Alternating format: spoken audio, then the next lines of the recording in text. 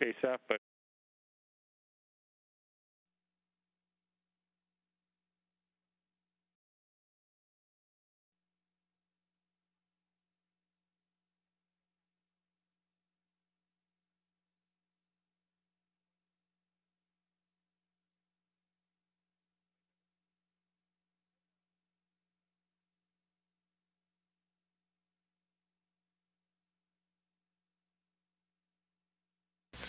We're now just 15 minutes away from a welcoming ceremony.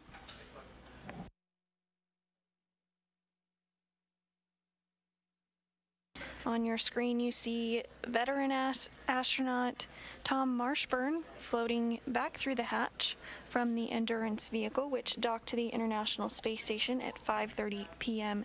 Central Time this evening. And there's a view of it docked to the International Space Station.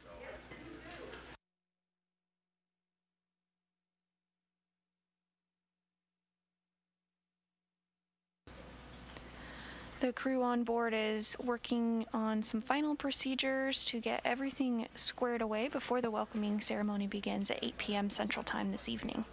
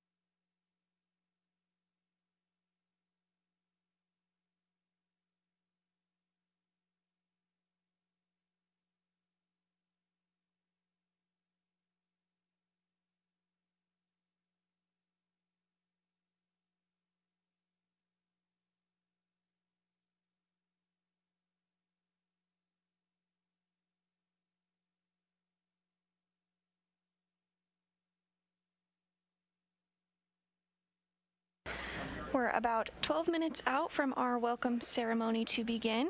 If you do have any more Ask NASCA questions, be sure to send them our way and we'll answer them before the welcoming ceremony begins.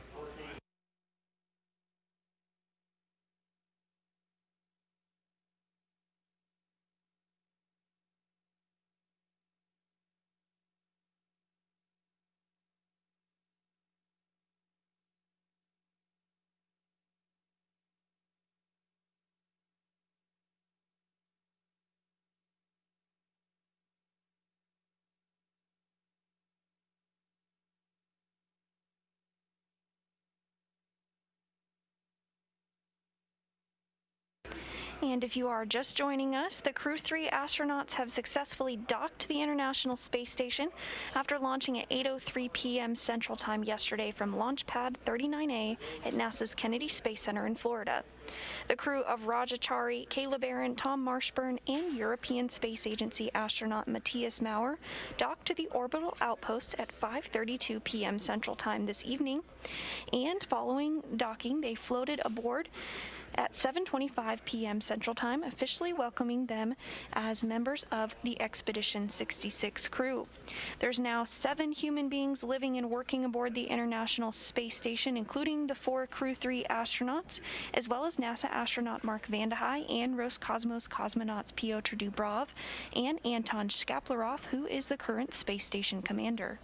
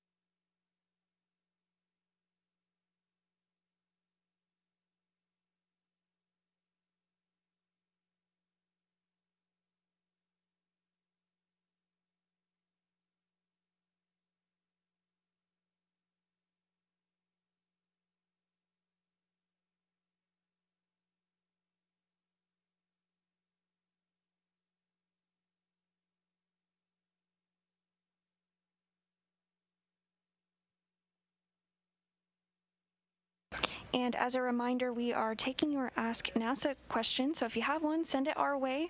We're just a few minutes away from the welcoming ceremony to begin at 8 p.m. Central Time, but we did get a question about the zero-G indicator for Endurance, asking what the name of the zero-G indicator was and what the zero-G indicator was. It's become a tradition for Crew Dragon vehicles and the crew members to select a zero-G indicator. For this vehicle, the Crew 3 astronauts selected a turtle as their zero-G indicator, which they named FAU, which is German for peacock. That pays tribute to European Space Agency astronaut Matthias Maurer, who is from Germany, as well as pays tribute to the Turtle class. For Mark, at your convenience, I have an answer on that harness.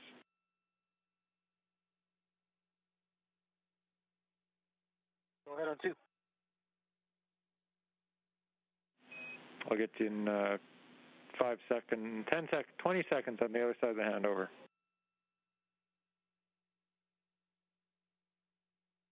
And while there's a brief handover, that pays tribute to the Turtle class. Each astronaut class has a nickname from the class above them.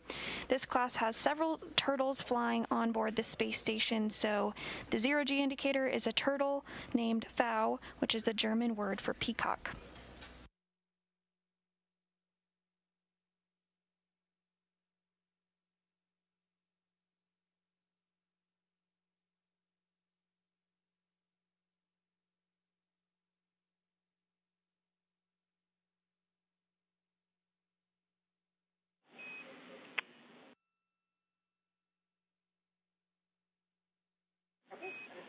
And Station Houston to Mark, we found an answer. His harness flew up on Crew 3. It's in Dragon. It's going to be unpacked on Saturday.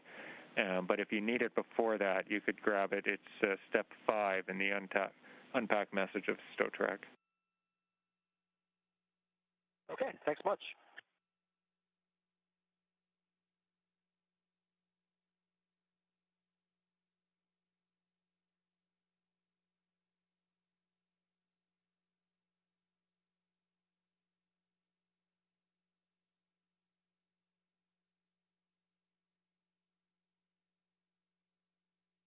And we're just about 5 minutes away from our welcoming ceremony, where we'll hear some remarks from NASA leadership as well as the leadership from the European Space Agency.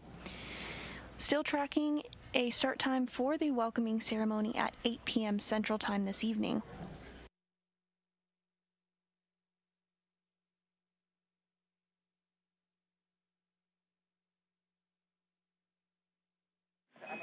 And Station Houston 2, no reply needed, but we're 4 minutes out from the PAO event.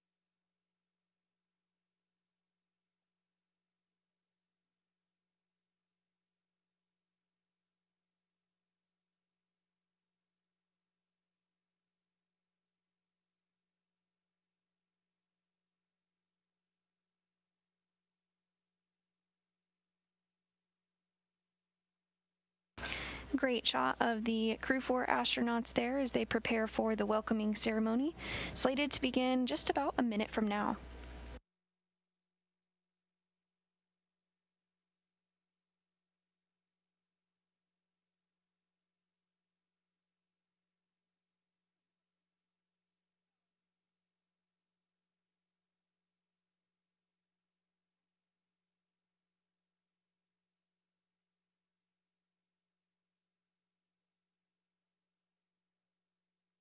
From left to right of your Crew 3 astronauts are NASA astronaut Tom Marshburn, NASA astronaut Kayla Barron, NASA astronaut Raja Chari, and European Space Agency astronaut Matthias Maurer.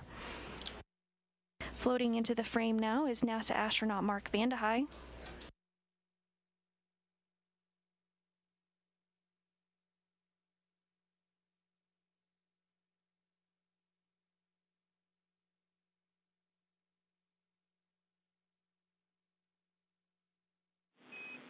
Station, this is Houston. Are you ready for the event?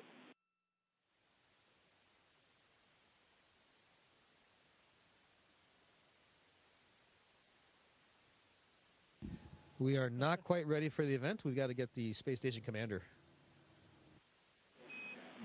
No problem. Standing by.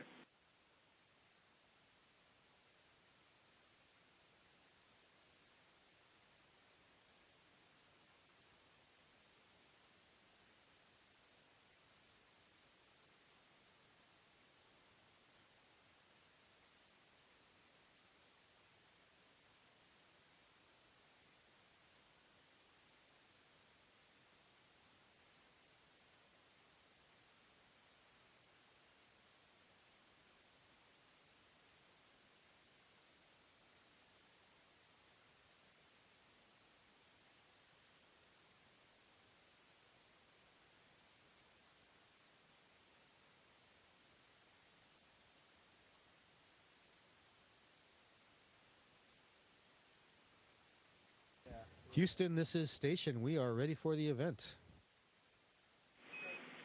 We copy, Station. Associate Administrator Kathy Leaders, please call the International Space Station for a voice check.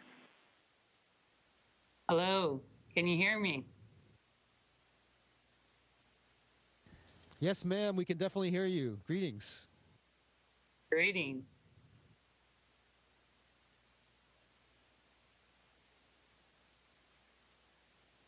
Are we ready to go? Let's do it. I'm not sure if we're supposed to start talking first or if you're going to talk first. Okay, I'll get started and then you guys can follow. Okay, hey, you know, tonight's docking was a perfect way for us to finish up what has been our 10-year anniversary year for the Commercial Crew Program. And I don't know about you guys, but it feels like the last 2 weeks have been pretty crazy for me. And I know you guys are probably real happy to be out of crew quarters. I told Norm Knight last night we were rescuing him from crew quarters with this launch. And I know you guys, I know Mark, you were waiting patiently for them to come, enjoying a few days of a little bit of quiet before the next round of folks coming up. But boy, is it good to see you. So, Raja, I'm hearing, you know, you're here leading the turtles, and you have the turtle there. And as you know, I'm so happy to, in particular, to see you there after all your work during the joint test team. So after you come back, it'll be good to hear how the vehicle operated for you with all the work that you did.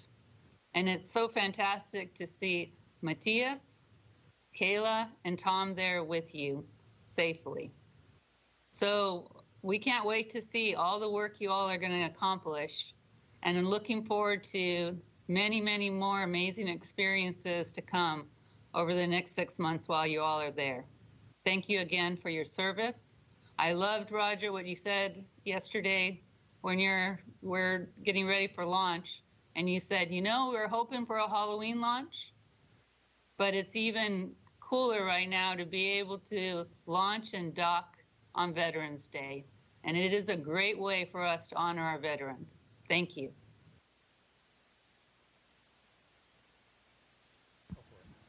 Thanks, Kathy, and thanks to all the SpaceX and NASA teams. As you mentioned, it was great to get to work on the vehicle, and I think we all loved the ride up there. It was way smoother than we could have imagined, and that feeling going from MECO to the second stage was just awesome, and a beautiful ride. It was neat to see and feel the engines respond and then see it in the displays. And as you mentioned, we worked test before, and it wouldn't have been complete without testing out the system and seeing if we could go from landing to launch in under 48 hours. So kudos to the entire team that pulled that off. We drove Norm crazy in crew quarters, but we had a pretty, we got all gained some weight there too. But we're happy to be here now and ready to work.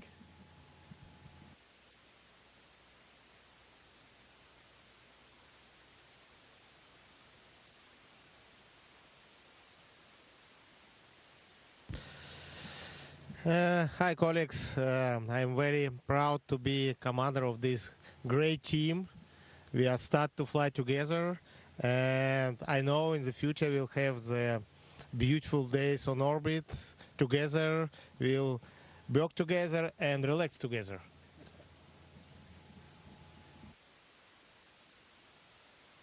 And I can't tell you how happy I am to see these smiling faces. Every one of us, all 7 of us are friends, and we're going to become even better friends as time goes on. And we've got a lot of work to do all the science experiments. I learned over the course of last week that at this moment we've got 60 experiments in progress already. And of course, by the time we finish our time up here, we'll have participated in many more experiments than that. We've got a lot of work to do, a lot of exciting times coming up. And it's really an honor to be up here at the time when these folks arrived and to be able to help out, not just with doing science that's going to help out with humanity on the Earth right now, but also to help the human race be better to able to explore further and further away from our home planet.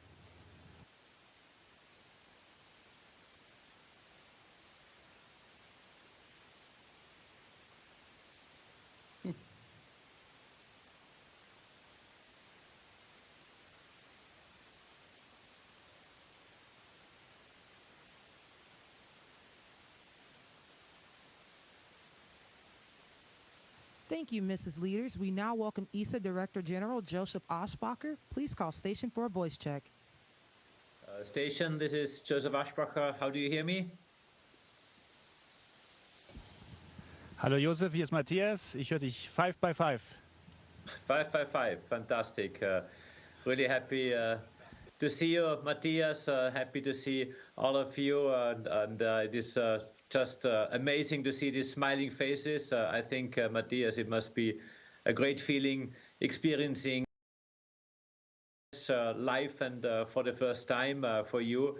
And I think this is just fantastic. I have to say that for ESA and for Europe, it's fascinating to have you as our next representative at the space station, while Thomas, as you know, has just returned to your common home base, the European Astronaut Center in Cologne, and both to recover for him, but also to engage in post-mission scientific activities, the science that you will continue in the next coming 6 months.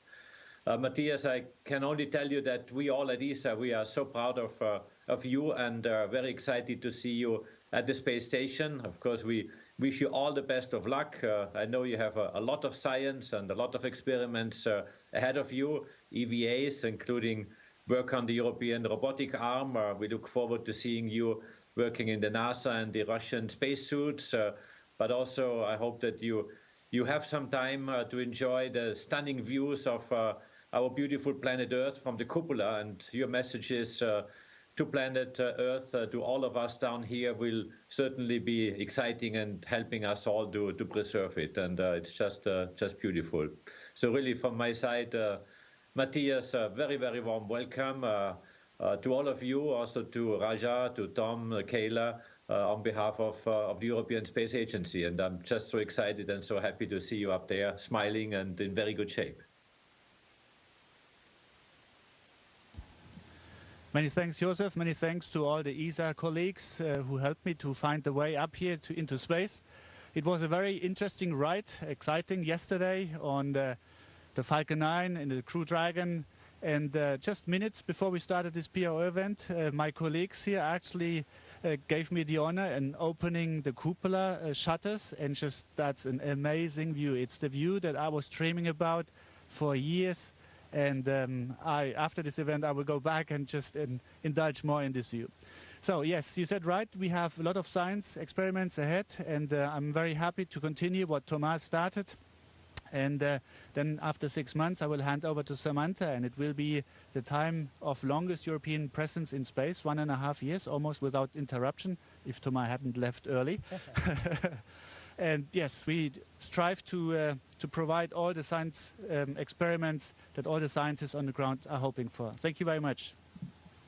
Thank you, Matthias, and really a very warm greetings from all of us here. So Dankeschön und auch auf Deutsch noch ein paar Grüße, weil es einfach so schön ist, dich in guter Form zu sehen und alles Gute. Ja? Ganz herzlichen Dank und ganz, ganz liebe Grüße natürlich auch an alle in Deutschland, in Europa, die das hier möglich gemacht haben. Natürlich auch besonders meine Freunde und Familie. Danke.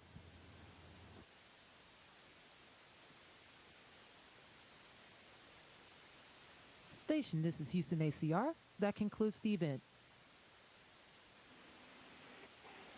Thank you, Associate Administrator Leaders and Director General Ashbacher, for your participation in the Crew 3 welcome ceremony.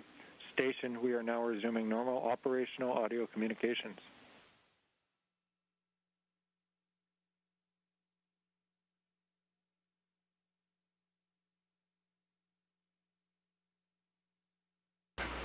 Wow, what an incredible few hours it has been. It is so great to see the Crew 3 astronauts on board. They were just welcomed by leaders from each of the space agencies that represent the crew members of Endurance.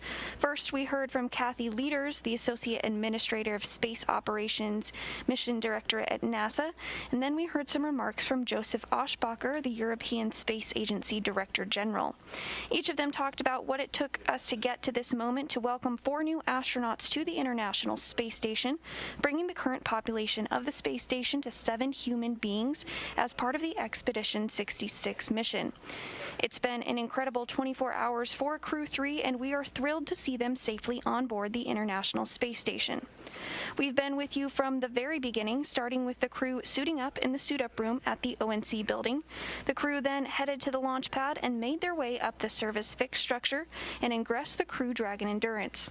We had an on-time liftoff yesterday at 8:03 p.m. Central Time. Following liftoff, the first stage separated and came back to Earth, landing on the recovery ship, while Dragon separated from the second stage. We had a good nose cone deploy, and 5 major burns took place as Dragon made its way to the space station. Finally, Endurance and its 4-person crew docked to the International Space Station at 5:32 p.m. Central Time, and the crew members floated through the hatch at 7:25 p.m. Central Time, officially bringing them to their new home for the next 6 months in space. It's been an incredible 24 hours watching this mission, and on behalf of SpaceX and NASA, thank you for watching it all unfold with us. The 3rd rotational crew mission has reached the International Space Station and will spend approximately 6 months docked to the space station until it's time for the crew to return home. Now that Crew 3 has successfully arrived to the International Space Station, be sure to follow NASA and SpaceX on social media for real-time updates throughout their mission. Thanks again for watching our coverage. Go NASA, go SpaceX, and go Crew 3. This is Mission Control Houston.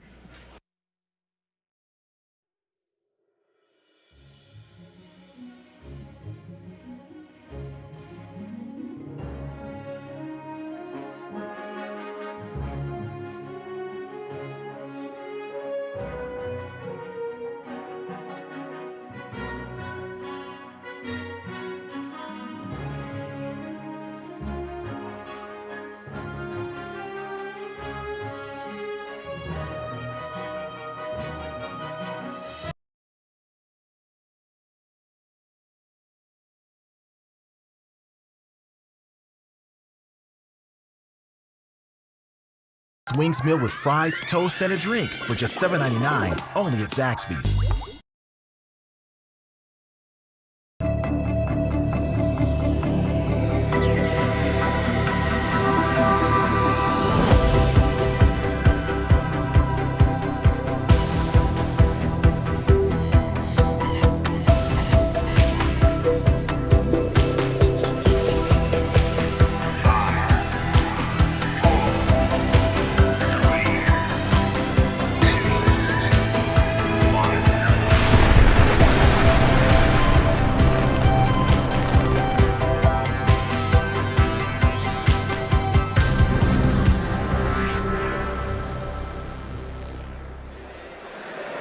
You are looking at a live view of the Falcon Heavy.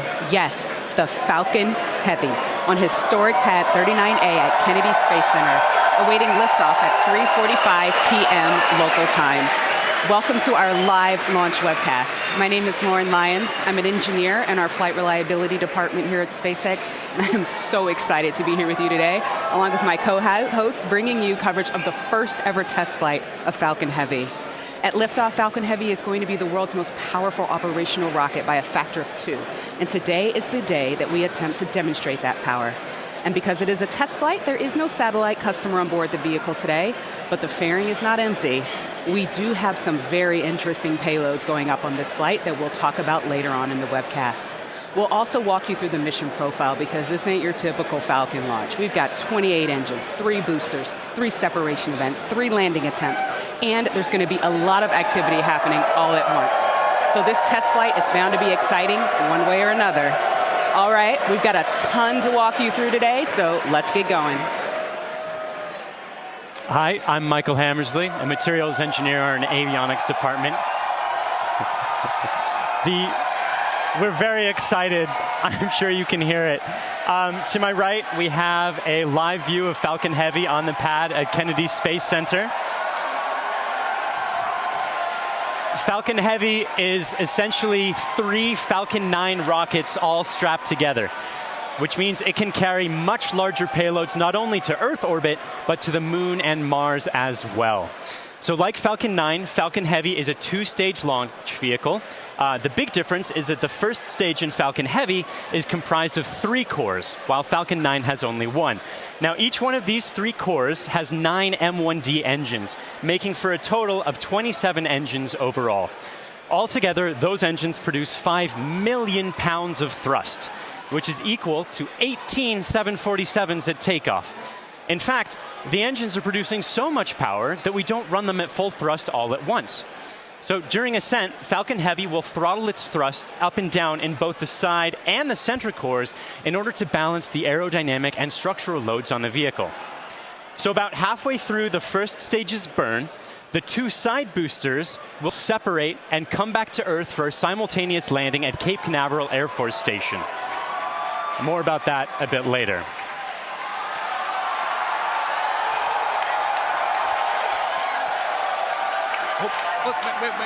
Wait.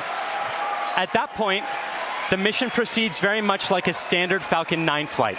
The center core will keep on firing for another minute to burn all of its fuel, and it will perform a standard stage separation from the second stage on top. This second stage, with the fairing right at the very top there, the second stage is exactly the same as any other Falcon 9 flight, except we've loaded a bit more helium onto it this time. Now, that second stage will be sending our payload way out into a Mars-crossing orbit, which we'll also get into a bit later. But all in all, with a successful launch, Falcon Heavy is going to be the largest and most powerful operational rocket in the world. We're very excited to be launching it today. Let's check in on exactly how it's doing. Good afternoon. I'm John Innsbrucker, the Falcon Principal Integration Engineer at SpaceX. We're currently at T-minus 17 minutes, 40 seconds and counting down. The good news that all systems are go for launch. We're working no problems with the SpaceX test flight of the Falcon Heavy launch vehicle. Now we're currently loading propellant on all 3 first stage boosters, and we began loading a couple minutes ago on the second stage LOX tank. Now this is the same method that we use on the single-core Falcon 9. It just scaled to handle 3 first-stage boosters. Now we're loading liquid oxygen and kerosene. We do that because in order to support combustion, you need oxygen. And in the vacuum of outer space, there isn't any. So we bring our own liquid oxygen, chilled and densified. You may have heard densified in the past. That allows us to pack the maximum amount into the LOX tanks on the Falcon Heavy. Now our fuel is refined petroleum, RP1. That's essentially just a purified kerosene. It's a safe propellant, easily available, has a lot of history. For example, the Saturn V first stage, flown from the very pad you see on the monitor, on the moon missions, used kerosene and liquid oxygen. Now the big news this afternoon has been the weather, and we've eaten up most of our launch window. Now we won't have the ability to hold the countdown any further now that we are into liquid oxygen loading. The good news is that the winds are looking good. We're working no issues on the Falcon Heavy. However, if there is an issue in the last minutes, we won't be able to launch today. There is a backup date available tomorrow. And I've said it before, launch is hard, and Falcon Heavy is no exception. We're essentially counting down 3 rockets simultaneously, so the SpaceX team is going to be conservative in case anything pops up in the last minutes. But as the energy and the enthusiasm from the team gathering below me outside of Mission Control Center X is growing, we are go at T-minus 15 minutes and 40 seconds and counting. My name is Brian, and I'm part of the software team here, and I'm standing just outside Mission Control as the crowd gathers behind me. We're all anxiously awaiting this very first test flight of Falcon Heavy. Now, today, SpaceX has over 6,000 employees in locations across the country, but it wasn't always like that. Now, when SpaceX was first founded in 2002, it was just a small group of engineers who believed that they could reduce the cost of exploring space, but had never actually built a rocket themselves. Now, Falcon 1 was the first rocket we developed, and it was pretty small relative to Falcon 9 and Falcon Heavy. While the Falcon Heavy on the right of your screen is over 230 feet tall, Falcon 1 stood only about 70 feet tall and could only carry about a half a ton to orbit. However, despite its small size, Falcon 1 served a very large purpose. It was our roadmap to using modern technologies to engineer a vehicle that was not just more reliable, but was less expensive than alternatives. Now, we had 3 test flights of the Falcon 1 before we found success. But on that 4th Falcon 1 flight, it became the first privately developed liquid-fueled rocket to reach Earth orbit. Now, fast forward to today, and SpaceX has had 49 successful rocket launches. We have recovered 21 first stages, and we have reflown 6 of those. We have had 14 Dragon launches and have successfully reused the spacecraft as well. Now, our next step on this journey is just minutes from now when we'll attempt the first test flight of our heavy lift launch vehicle. Now, there have been many challenges along this long road, and it has not been easy. But no matter what happens today, it has all been worth it. Now, one of the many challenges we're hoping to overcome with this test flight is the recovery of all 3 cores of the Falcon Heavy first stage. Although we have demonstrated success with the recovery of a single core, 3 is on a whole nother level. So let's check in with Michael to get an overview of what that story may look like. At SpaceX, our primary goal is to enable people to live on other planets, most notably Mars. But it's hard to do this without dramatically lowering the cost of access to space. And the best way to accomplish that is to reuse as much of the rocket as possible. So we've been successful at landing and reusing Falcon 9 rockets for over 2 years now. And Falcon Heavy aims to continue this trend of reusability. So today, we'll be attempting to recover all 3 of the first stage cores by using both of our landing methods, by land and by sea. So the side boosters have actually been used before on missions TICOM 8 and CRS 9. And at the time of booster separation, during ascent, the side cores will still be going slowly enough to turn around. So it makes sense to return them to Cape. They'll be executing a 3-burn maneuver to get them back to landing zones 1 and 2 and Cape Canaveral Air Force Station. You may have heard of landing zone 1. Landing zone 2 is an identical landing pad right next to it for Falcon Heavy landings. The center core will be going too fast to efficiently return it to Cape Canaveral Air Force Station. So we're going to use the autonomous spaceport drone ship to catch it about 300 miles off the Florida coast. It will also be executing 3 burns to get there. So if all goes well after launch, we'll have 3 first stage cores back on Earth, 2 for the second time, and a wealth of data for perfecting airplane-like operation in the future. So countdown is still proceeding nominally. So let's check in again on how Falcon Heavy is doing. We just passed T-minus 12 minutes in the countdown of the test flight of Falcon Heavy. Fuel is completely loaded on the second stage. The first stage is also loaded with fuel, except for a small top-off that'll happen between T-minus 7 minutes and T-minus 6 minutes. Our major activity now is loading liquid oxygen on the boosters and the second stage. Liquid oxygen propellant loading on the first stages will end between T-minus 4 minutes and T-minus 3 minutes. Liquid oxygen loading on the second stage is the last one to finish, ending by T-minus 2 minutes. Now, in addition to loading propellant, the team is preparing to perform their final checks of the Merlin engines. We'll begin chill-in of the Merlin engine turbopumps with liquid oxygen as typical at T-minus 7 minutes like we do on Falcon 9 flights. We'll also be verifying valves and using the thrust vector control actuators to move the engines to verify the actuators are working correctly. Now, as we get to T-minus 4 minutes, the clamp on the top of the strung back will open. You can see it just behind the Falcon Heavy. That entire structure will move about 1.5 degrees away from the rocket. At liftoff, it will move the rest of the way to clear Falcon Heavy, just like Falcon 9 flights. At the T-minus 1 minute mark, the flight computers will go into startup mode. They'll be controlling the countdown on the Falcon Heavy. What's different in this flight? Engine ignition will begin at T-minus 5 seconds on the 2 side boosters, followed 2 seconds later by the center core. Now we're continuing to watch the weather, making sure that the ground liftoff winds don't exceed the maximum. They're looking good right now. We continue monitoring the upper altitude winds as reported by the balloons. But right now at T-minus 10 minutes and 10 seconds and counting, the Falcon Heavy test flight is go. Because the first flight of Falcon Heavy is a test mission, we do not have a customer spacecraft on board today. Instead, we put something a little special with SpaceX inside the fairing. Now, more often than not, on the first flight of a new rocket, engineers will choose to fly a mass simulator, which is basically a heavy object of some sort to simulate the dynamics of flying a payload, but with little consequence if the mission doesn't work out exactly as planned. And as many of you already know, we have opted to have a little fun with our mass simulator. Stacked inside the fairing is Elon's cherry red Tesla Roadster, and inside of it, a passenger. His name is Starman, but don't worry, he's not human. But he is donning the SpaceX-designed spacesuit that our human astronauts will be wearing on Crew Dragon.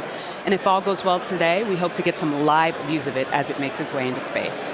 Now, in addition to the Roadster, you might also catch a glimpse of a smaller passenger, which is a tiny little Hot Wheel Roadster carrying a tiny little Starman, which is a little Easter egg for today's mission, so keep your eyes peeled for that.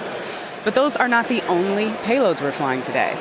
Secured inside the Roadster is another really special passenger called an ARC. An ARC is a 5D laser optical quartz storage device, which is essentially a high-tech, high-data storage unit that can survive in the harsh environment of space. It's built by the ARC Mission Foundation, which is an organization whose purpose is to store libraries of human knowledge and data on these devices and send them off into space with interplanetary travelers, thus preserving human achievements well beyond Earth. On the ARC that's being launched today, the Foundation has stored Isaac Asimov's classic sci-fi series, The Foundation Trilogy, which was the original inspiration for the ARC mission. And given that making humanity a multiplanetary species is the core purpose of SpaceX, launching an ARC on this mission just seemed fitting.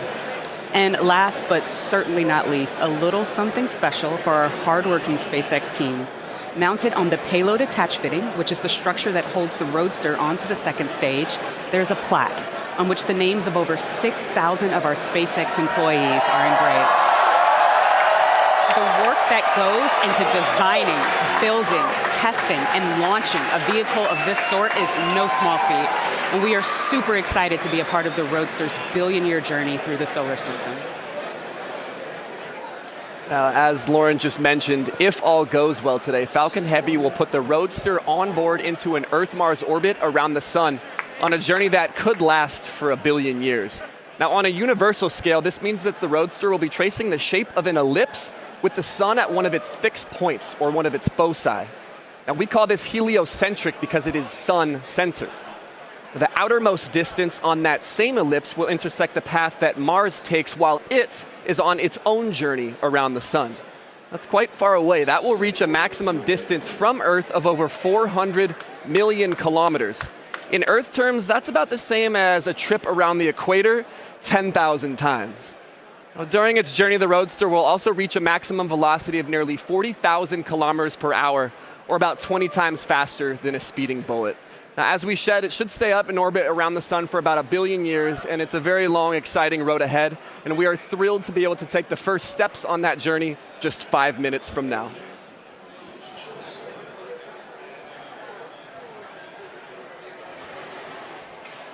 The SpaceX team continues to count down for launch of Falcon Heavy test flight. Now, once we light the engines, Falcon Heavy will check the power on all 27 Merlin engines, a critical period in the go-no-go for launch. It'll then command release from the ground hold downs. 40 seconds into flight, we'll decrease power on the two side boosters in preparation for maximum aerodynamic loads on the vehicle. Once we get through this period, Falcon Heavy will throttle back up to full power on the side boosters. About half a minute later, we will again throttle down the two side boosters. This time we're decreasing the forces on the rocket structure. At this point in flight, the vehicle is much lighter, having burned off much of the propellant, but we are increasing thrust. 2.5 minutes into flight, we'll fully turn off the side boosters, an event called BECO, Booster Engine Cutoff. At this point, the pneumatic separation system on the center core will unlock the two side boosters and push them away. The side boosters will disconnect first at the top of the center core, then milliseconds later from the bottom, so they'll actually rotate away from the center core slightly. Once the side boosters are clear, the center core will throttle up to full power and burn for another 25 seconds. Finally, at just past 3 minutes after liftoff, the center core will shut down, an event called MECO, Main Engine Cutoff, and the second stage will separate. From this point on, it's like a Falcon 9 mission. The fairing will separate, the MVAC-D upper stage engine fires, eventually sending the stage and payload out into the solar system to orbit around the sun. So that gives you a feel for the sequence of events we're planning on today's flight. So now, at T-minus 4 minutes, 45 seconds and counting, let's witness the test flight of Falcon Heavy.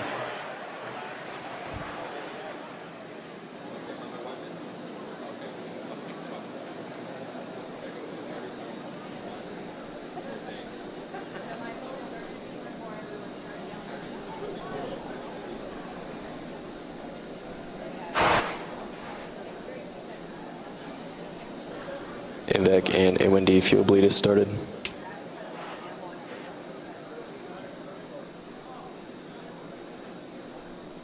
Safety NY crate locks alarms are low, open. throttling to close out.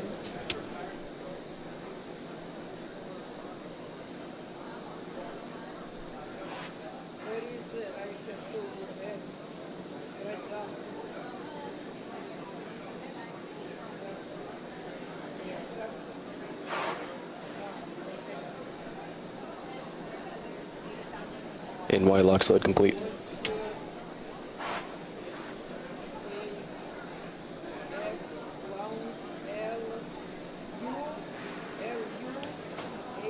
PY locks load, throttling to close out. PY locks load complete.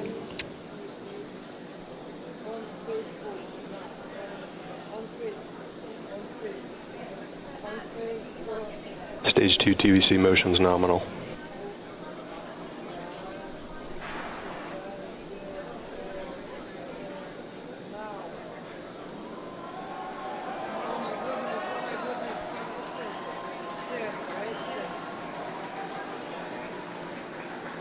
BOGO bleed verification. Center core locks load complete. Strombeck lower has ended. Strombeck's at 88.2 degrees.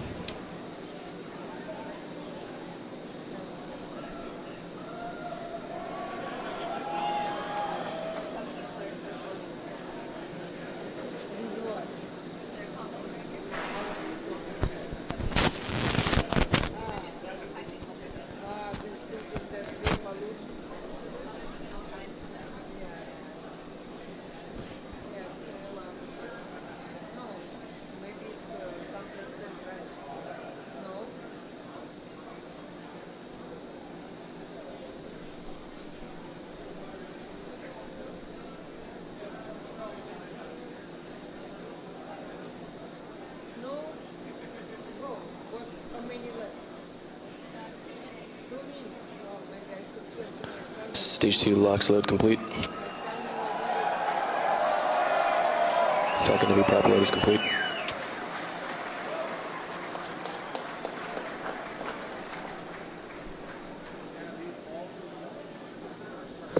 Falcon Heavy is on internal power.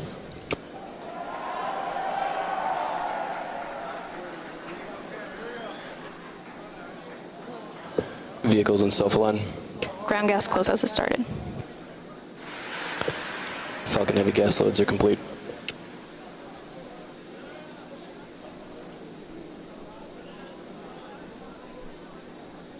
M1D fuel bleed complete.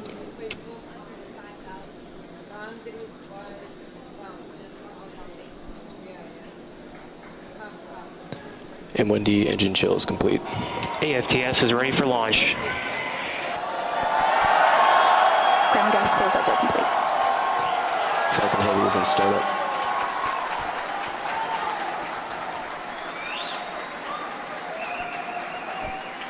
Stage 2 present for flight.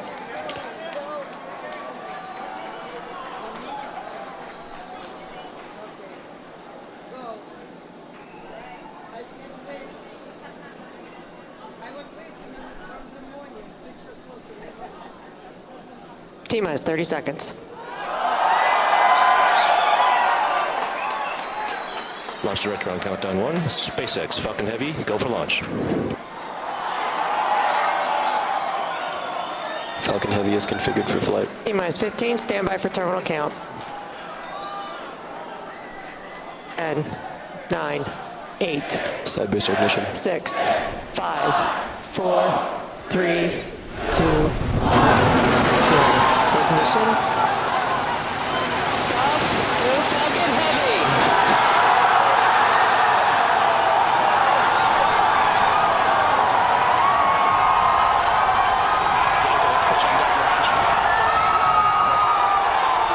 Stage 1 propulsion is nominal.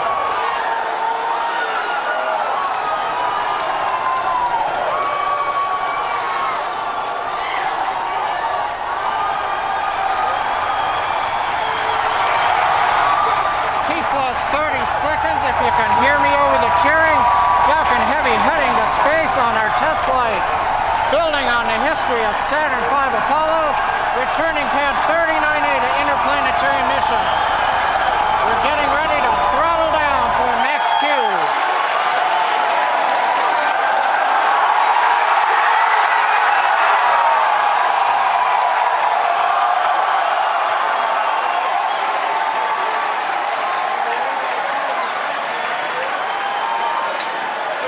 Vehicle is supersonic. You've heard the call out. Vehicle is. New Grade A boneless wings meal with fries, toast, and a drink for just $7.99 only at Zaxby's. Supersonic.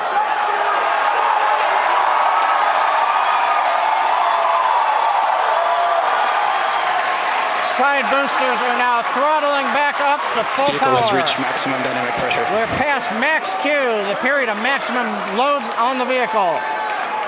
Next up, we'll be waiting for the side boosters to begin to throttle down prior to booster engine cutoff and separation 2.5 minutes into flight.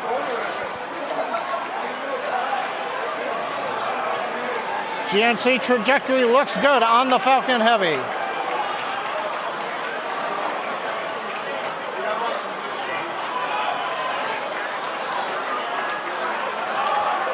Reports show that the M1D engine performance is nominal. Impact engine chill has begun. Side boosters have begun to throttle down in preparation for the upcoming shutdown in 20 seconds.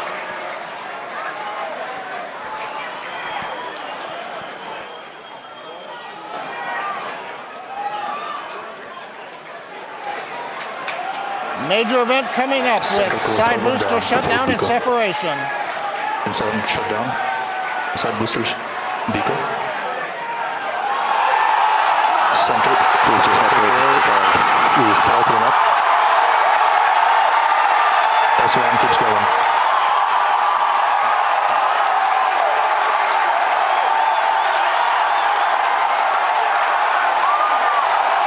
Still booster baseball excited.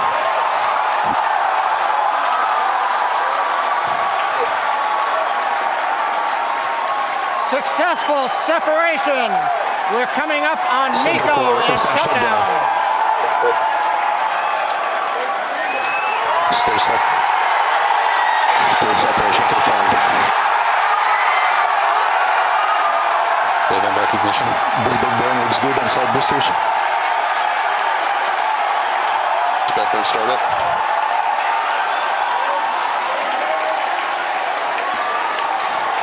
Coming up on fairing separation. Center core, side engines on power, also look good.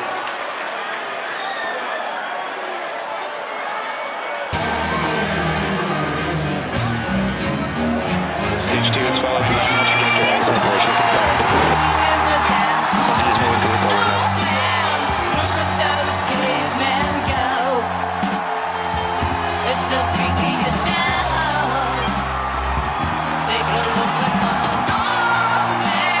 He is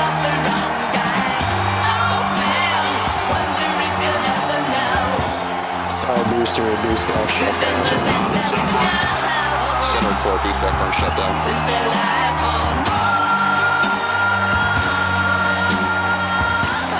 Immediate acquisition of signal.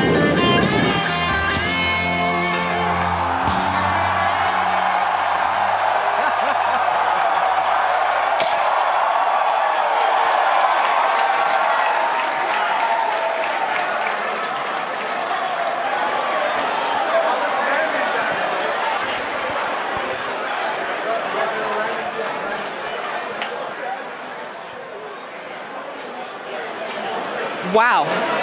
Wow. Did you guys see that? That was awesome. That's the only thing I can really that was say right absolutely now. wild. Absolutely wild. I got nothing else. Oh, man. Recapping all the great things that you just saw there. Successful liftoff from the pad, successful stage separation. But before that, successful booster separation. You can see stage 1. The two side boosters, pardon me, you can see the center core, and you can see MVAC lit up. Oh my gosh.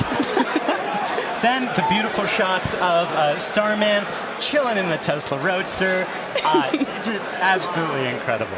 On your screen at the moment, you've got a few things happening. On the upper right, you've got MVAC-D continuing its burn. On the upper left, you have the center core headed back towards the autonomous spaceport drone ship. And in the two bottom screens, you've got the side boosters headed back towards Cape Canaveral Air Force Station, landing zones 1 and 2.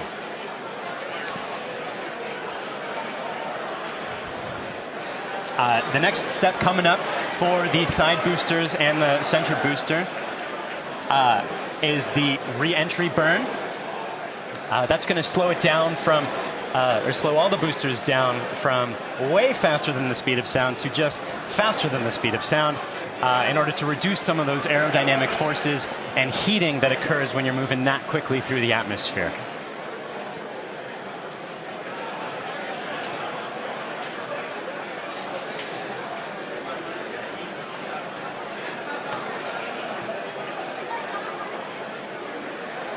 And as you can see on your screen, that re-entry burn for those two side boosters has begun.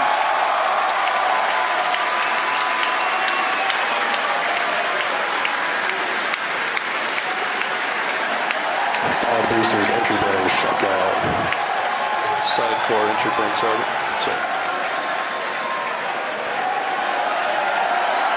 The center core in the upper left of your screen performing its own re-entry burn. You can see the edge of Cape Canaveral in both of the side booster cameras as those are coming in. Some PY and NY side boosters have saved. Center core, entry burn, shutdown. And even though those look very similar, those two boosters' views, those are actually representing different boosters. And they're heading towards Earth. They're about to begin their landing burns. We'll hopefully be able to bring you nice footage of that. Both side boosters transonic. And watch for the landing lights deploy at the tail end of that landing burn.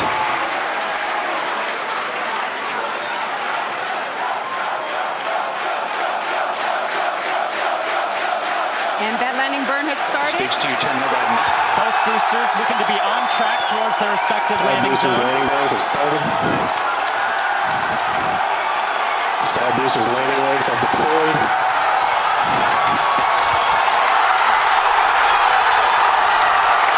And the Falcons have landed.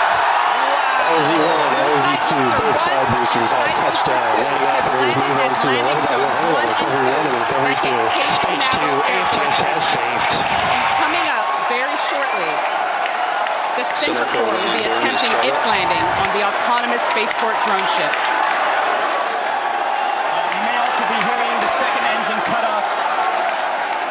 check on your screen. Sometimes this footage goes out when it approaches the drone ship and the heavy vibrations make it lose signal. We're crossing our fingers that's not the case right now. Stage 2, nominal parking orbit insertion. So it looks like that landing is happening at the moment. We have lost signal. We're hoping that signal comes back shortly. Oh, man. Yeah, as Michael mentioned earlier with the vibrations of the rocket and how it shakes up the cameras that are on the drone ship, sometimes we do lose signal or shakes up the antennas. Oh, and we've just gotten confirmation. Oh. We're waiting to hear what happens, and so we're listening in, and we're still waiting to hear. We'll let you know as soon as we find out. You'll know. People are cheering, but we'll get the call and know hopefully very, very soon how that center core is doing, whether it's standing up proud on that drone ship or not. Meanwhile, other two landings. Those were absolutely gorgeous. Meanwhile, the second stage is continuing its trajectory towards Mars. It's all looking good there. John Ike, come give us a recap of the full mission. He stands. Well, if you could hear all that cheering, it was an outstanding test flight of the Falcon Heavy.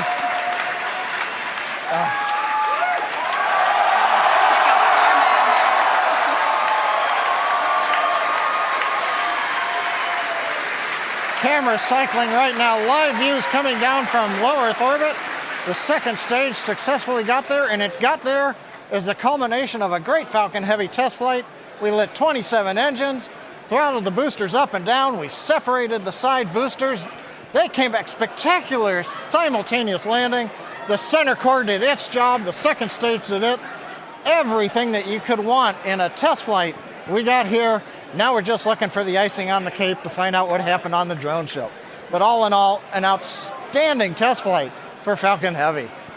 Wow, what an absolutely momentous occasion. Thank you so much to the range for contributing their expertise to today's launch, the FAA for the licenses to launch and land those boosters, as well as the rest of Falcon Heavy. And thank you to you, the viewers, for joining us for a really, really cool moment here.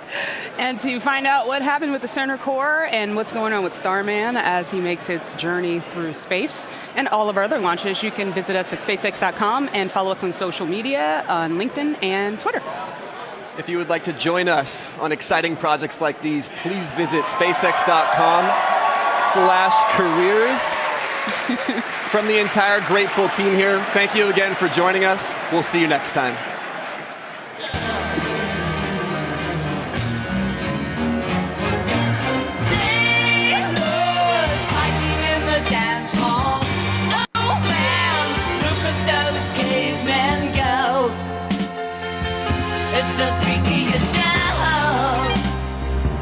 Take a look at the old man beating up the wrong guy. Old man, wonder if he'll ever know who's in the best-selling show. Is there life on Mars?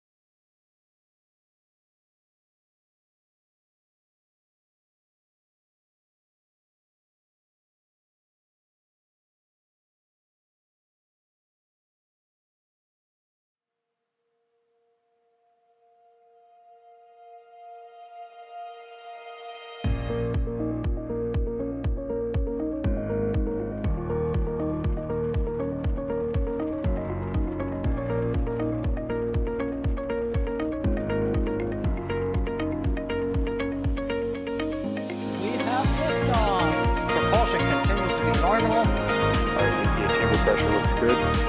Throttling up. Water towers, fly!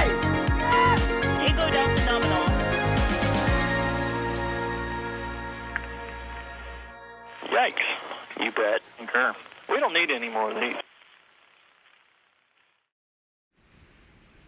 All right, folks, you know the drill. It's a big day today. We've gotten as far as the pad being cleared out there at Starbase.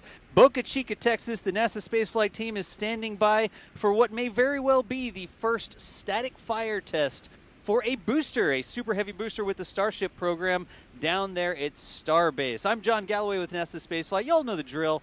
Let me know that everything is good. You should see a fantastic live view, one of our mini cameras down at Starbase. Make sure you can see that, and you should be able to hear me as well. Some of you probably don't want to hear me. You can go back to the 24/7 stream where there's no commentary. But I see a ton of 5x5s in the chat. That's what I like to see. And we are ready to get going. Let me go ahead and introduce the folks that are going to be with me today. You've heard the voice just a couple. How many days ago was that, Matt? Like yesterday, day before? I think so. It all blurs together. I don't even remember. They were just, it seems so soon or so long ago that they were just stacking things on the tower. Matt Anderson is with me here today. How you doing, Matt? Doing really good. Very happy to be back. All right. He will be joining us for some commentary. It says guest commentator. At some point, we may remove that guest. But you can find him over on Twitter at Bad News Baron. One of my friends from Twitch, twitch.tv/badnewsbaron as well. I'm still in a trial period until I, decide if I'm going to burn things down or not. Yeah, still in a trial period. I like it. Didn't we threaten them that if they didn't behave, you would come back on the next stream? Like, what did they do wrong? Yep. Hey, also with us, we're going to do a comms check on this because we know he's on the road. Jack Beyer, are you here? Yeah, can you hear me, or am I a robot?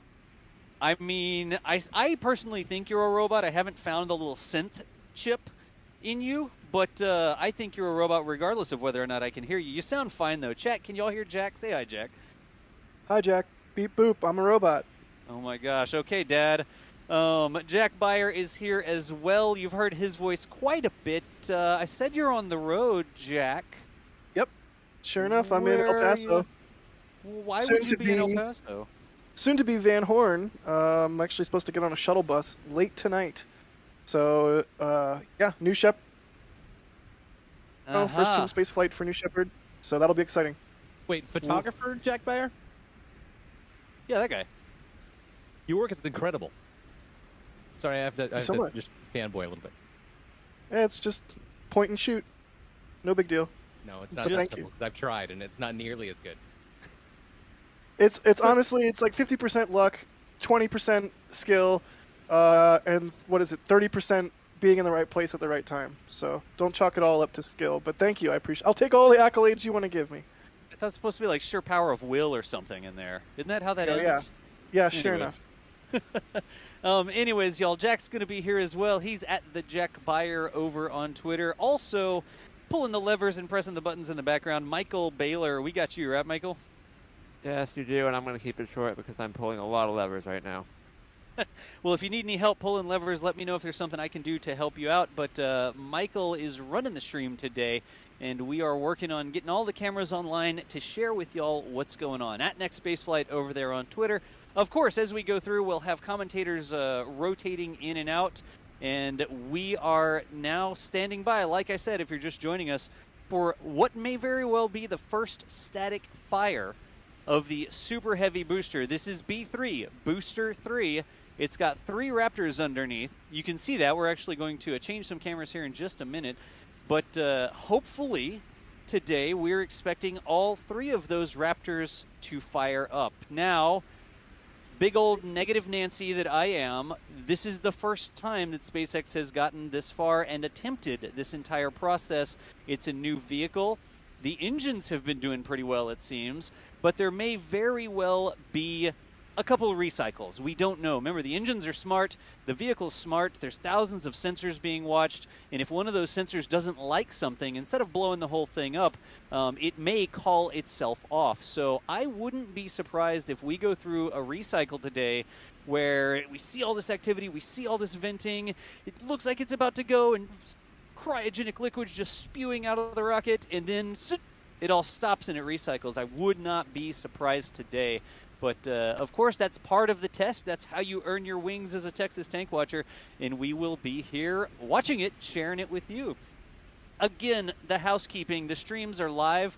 Over here, this is our commentary stream, not to be confused with our 24/7 Starbase live stream that stays live all the time. No commentary over there. You can actually see some different camera angles over there as well that we may not be showing on the commentary stream. But here on the commentary stream in this chat, tag us in chat at NASA Spaceflight. You got a question for us? We've got some cool software on the back end where we can actually read your questions. Same things with Super Chats. If you do a Super Chat, you have the ability to support what we do in this live coverage we share with you. We will go through and read the Super Chats on occasion. Sometimes they wait a little bit depending on what's going on, but we appreciate you being patient. We do try to say thank you to a bunch of the people that make this possible. So without anything Yeah, including all the new members. We got a bunch of new members already. Absolutely. Jack, do you have that up right now? Could you say thanks to some people showing up here? Ryan, thank you for the new membership. Kendall, thank you for the new membership. And Steve Bowen, thank you for the new membership. We love all of our members. We love all of our viewers equally, but we especially love our members. Thank you so much to everybody who supports us in that way. And Super Chat from Taylor R137, thank you so much. Super Chat from Ken, saying, let's hear some Raptors roar. I can talk. Thank you, Ken. And Moldy Space Industries, always got to pop in at the beginning of these streams and throughout. What's up, Moldy Space? Thank you for all of the support throughout the years? Can I say throughout the years at this point? It's been a while. And it's they more say than a year. Yeah, I'll buy it. Years. And they say shiny rocket tall. So thank you so much, Moldy Space.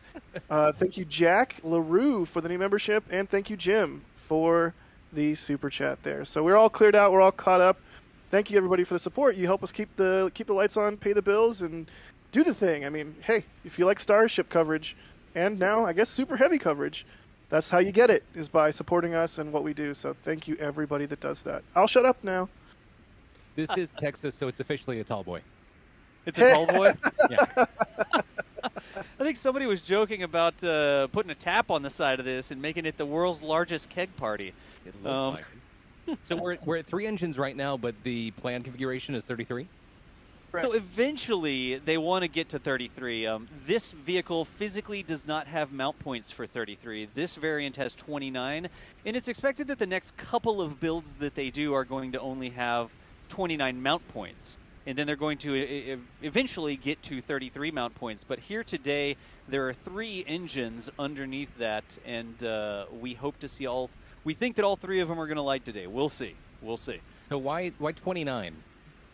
Because that's as many as they could fit at this point, I presume. Okay. Yeah, it's just a matter of packaging them all in the space that they have. And this design has gone through so many revisions, probably a bunch that we haven't even ever seen or gotten wind of. But I think at one point it was supposed to have a flared base so that there was even more room for more engines. But yeah, I think at this point they're trying to not do that, and they are just trying to pack as many in as possible. And perhaps 29 now and 33 later is just a function of shrinking the engines or components of the engines, or figuring out ways to package them. Or it's like steel origami, or steel and rocket engine origami. Like, it's going to be very tight to pack even 29 in there. So 33, I think, is just going to be, as they get better at packaging and making Raptors more compact, they'll be able to jam more in there. But it's curious. It's definitely curious that they're. Is heat dissipation at all a concern when you start getting so many engines that tightly packed together? I think that's a DOS question. What do you think, DOS? So yes, we've seen some insulation on the Falcon 9s. The way that the Octoweb is sort of put together, they do have some separators to sort of separate out some of the engine bays, and you don't see that here on Super Heavy. Clearly, SpaceX has done the math, and they know how much energy that engine puts out. It's definitely a guest test and revise sort of thing, so that's why they do this test program. Static fires, all that sort of stuff. They're always gathering data to see how the engines behave when there's other engines nearby being very hot. So it's something that I'm sure they've thought of, but we haven't really seen any plans for them to put any dividers or anything like that in between the engines. At least there doesn't seem to be anything on the thrust pucks or the aft end of the Super Heavy booster that would sort of hint towards them putting any sort of dividers in. We do know that unlike the Starships, the Raptors are just going to hang off the back of the rocket. So on Starship, they're sort of tucked up underneath a skirt, and here on Super Heavy, they're literally just going to be exposed. That's why we can see them here. And at some point, we're going to get a little bit closer shot of these just to change the contrast around so we can talk a little bit more of those. But that's a really good question, and I guarantee you SpaceX has done the math. Yeah, that's a fantastic question, and it immediately gives me Kerbal Space Program vibes. Like, oops, I packaged too many engines too close together with a solid booster on the side. Exactly And why I asked, yeah. It's just going to immediately overheat. Whoops. Wait, Look, go ahead. We say Kerbal and we sort of joke about it, but that's another thing. If you've ever built a rocket in Kerbal Space Program is a video game where you get to build your own rockets, right? And in Kerbal doesn't care if your engine bells phase through each other.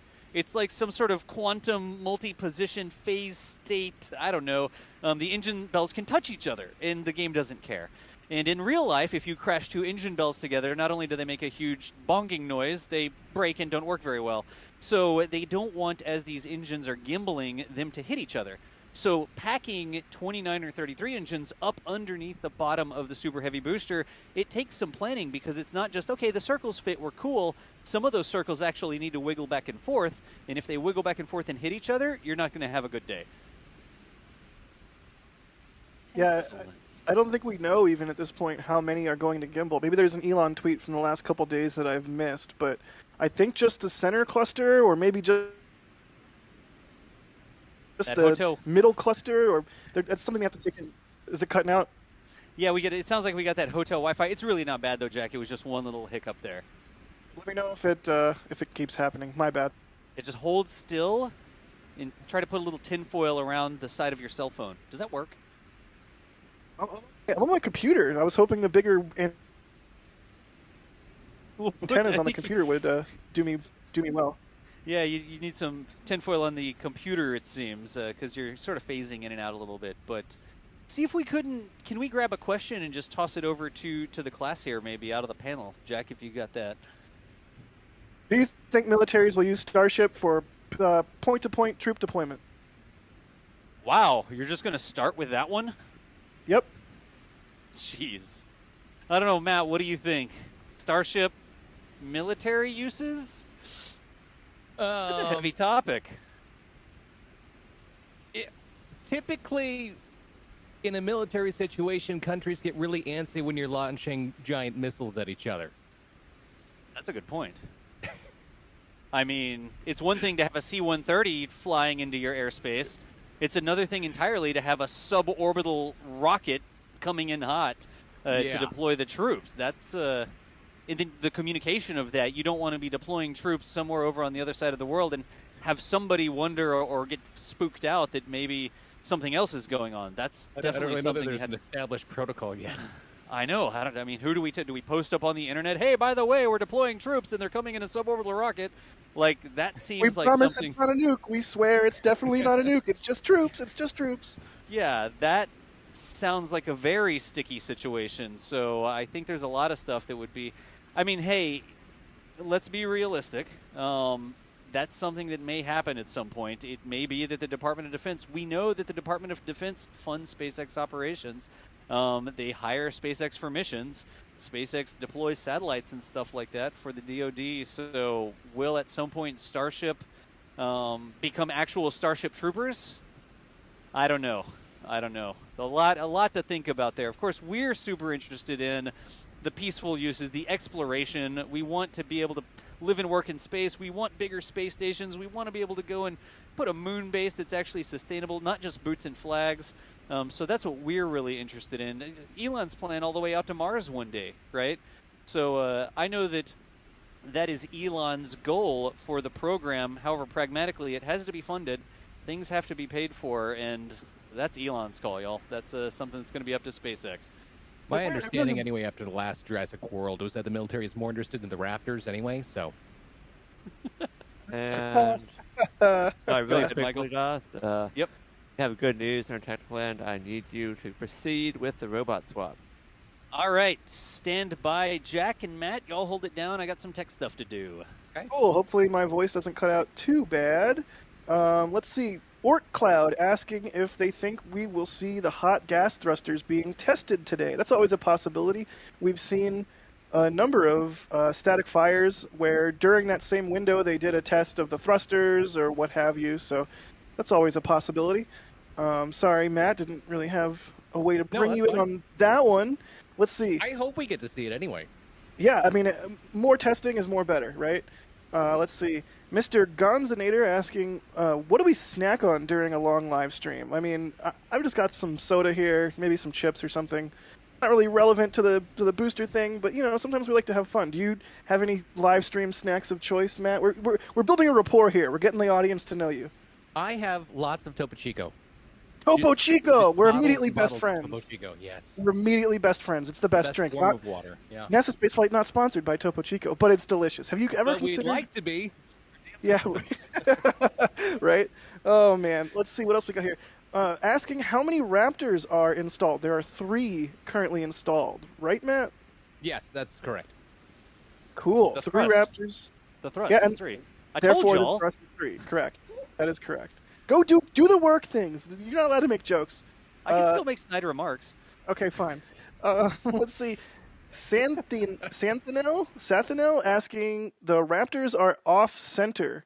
Or aren't the Raptors off-center? Yes, they are. They are not installed on the central, or the center part of the mount. I forget. Should we tell SpaceX? Shh. Maybe they won't static fire then. We got to be quiet. Quiet.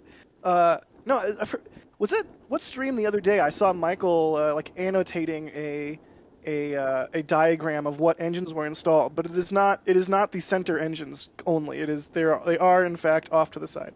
Why would that be? I don't know. That's a very good question. You know, just spitballing here.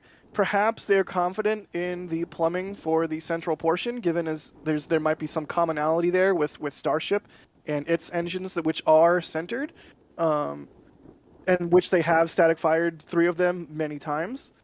Maybe they wanted to get a test of engines further out on the mount and see what that would be like. That's a really good question. I'm not quite sure why they would mount them like that and not just go isn't with. too much of a concern there, right? Because they gimbal.